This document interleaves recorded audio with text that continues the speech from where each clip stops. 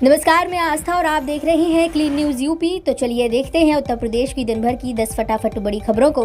इससे पहले आप न्यूज को कहां से देख रहे हैं, हमें कमेंट में जरूर बताएं।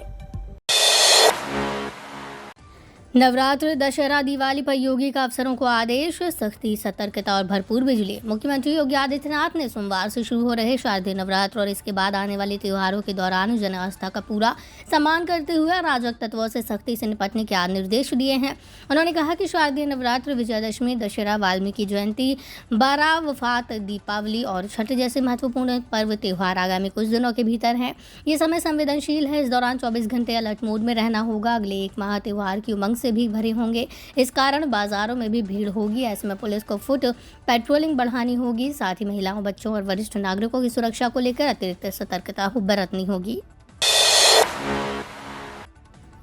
सीएम योगी आदित्यनाथ ने कहा, मार्च 2024 तक प्रत्येक गांव के हर घर में पहुंचाएंगे शुद्ध पेयजल।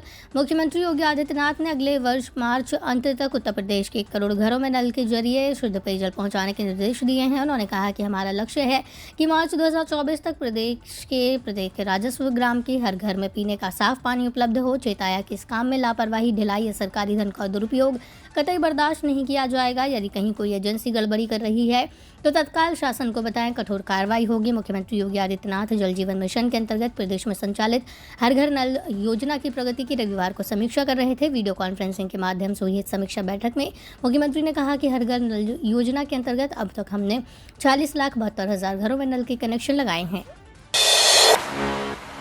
सीएम योगी ने गोरखपुर को दी 16 करोड़ के विकास कार्यों की सौगात। मुख्यमंत्री योगी आदित्यनाथ सोमवार सुबह गोरखपुर पहुंच गए।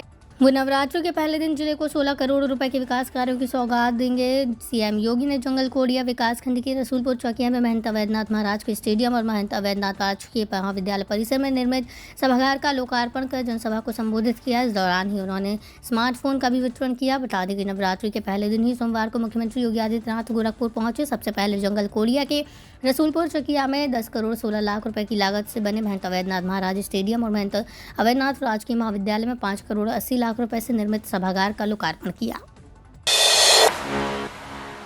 मुख्यमंत्री योगी ने दी शारदीय नवरात्र की शुभकामनाएं, कोरोना से बचाव की भी की अपील। उत्तर प्रदेश के मुख्यमंत्री योगी आदित्यनाथ ने शारदीय नवरात्र के अवसर पर प्रदेशवासियों को हार्दिक बधाई और शुभकामनाएं दी हैं। साथ ही लोगों से कोरोना संक्रमण से बचाव के लिए सभी सावधानियां बरतते हुए नवरात्रि की दुर्गा पूजा के अवसर पर कार्यक्रमों को आयोजित करने की अपील की है। उन्होंने अपने संदेश में कहा कि भारतीय संस्कृति में माँ दुर्गा की उपासना का अत्यधिक महत्व है। माँ दुर्गा शक्ति की अधिष्ठात्री देवी है, उनके अनंत रूप हैं, लेकिन प्रधान 9 रूपों में नवदुर्गा बनकर आदिशक्ति संपूर्ण पृथ्वी लोक पर अपनी करुणा की वर्षा करती हैं। मां भगवती भक्तों को और साधकों में अपनी ही शक्ति का संचार करते हुए करुणा और परोपकार के द्वारा संसार के प्राणियों का हित करती हैं। मुख्यमंत्री के अलावा विधानसभा अध्यक्ष सतीश महाना ने भी नवरात्रि के आगमन पर प्रदेशवासियों को मंगल शुभकामनाएं देते हुए उनके सुख समृद्धि की कामना की। यूपी के इस शहर में लगेगी प्रदेश की पहली फ्रूट वाइनरी, किसानों को होगा फायदा। उत्तर प्रदेश में जल्दी फ्रूट वाइनरी लगने वाली है, जिसकी स्थापना मुजफ्फरनगर जिले में होगी, जहां आम, अमरूद, जामुन, लीची आदि करीब 1 दर्जन फलों के रस से वाइन बनाने की फैक्ट्रियां लगेंगी। प्रदेश को वाइनरी मिलने से किसानों को भी लाभ होगा। इसके साथ ही रोजगार के अवसर मिलेंगे। अतिरिक्त मुख्य सचिव संजय आर भूसरेड्डी के मुताबिक केडी सॉल्यूशन प्राइवेट लिमिटेड को मुजफ्फरनगर जिले में 54,446 लीटर की वार्षिक क्षमता वाली वाइनरी स्थापित करने की अनुमति दी गई है। ये न केवल उत्तर प्रदेश में पहली वाइनरी होगी, बल्कि पूरे उत्तर भारत में पहली वाइनरी होगी। इस क्षेत्र में उगाए गए फलों का उपयोग उत्पादन के लिए किया जाएगा और किसानों को उनकी उपज का उचित मूल्य मिलेगा।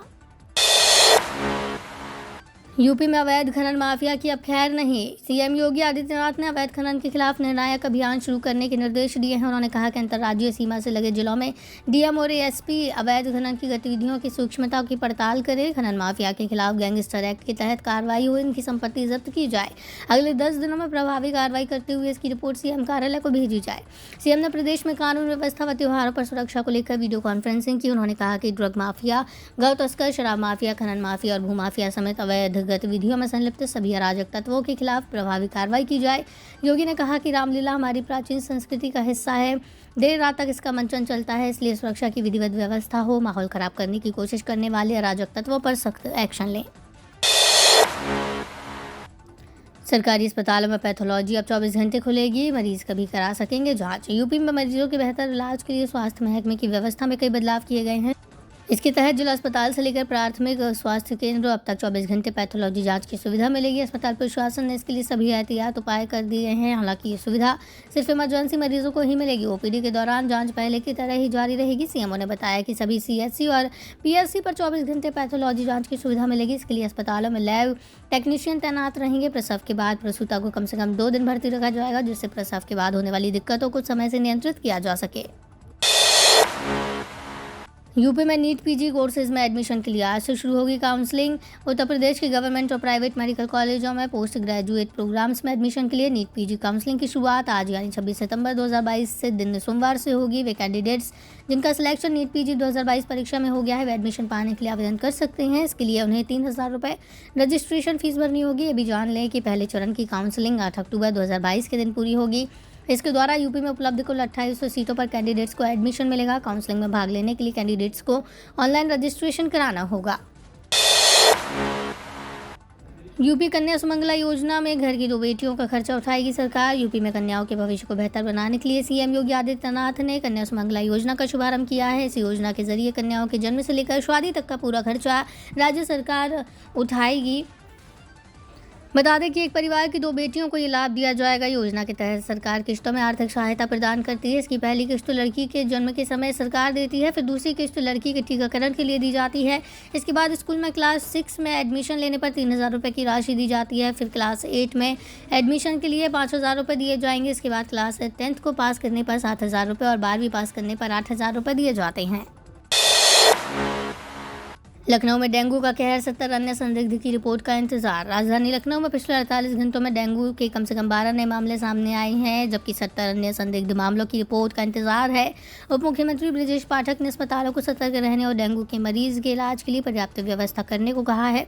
पाठक के पास स्वास्थ्य विभाग भी है। उन्हें सभी जिलों के मुख्य चिकित्सा अधिकारियों को ये सुनिश्चित करने के लिए कहा है कि सभी अस्पतालों में बुखार के मामलों के इलाज के लिए पर्याप्त व्यवस्था हो। विशेषज्ञों ने चेतावनी दी है कि जिले के कई हिस्सों में बारिश के कारण पानी जमा होने से डेंगू का खतरा बढ़ गया है। ये तो थी दिन भर की बड़ी खबरें। रोजाना सुबह और शाम यूपी की ताज़ा खबरों के लिए चैनल को सब्सक्राइब करना बिल्कुल न भूलें।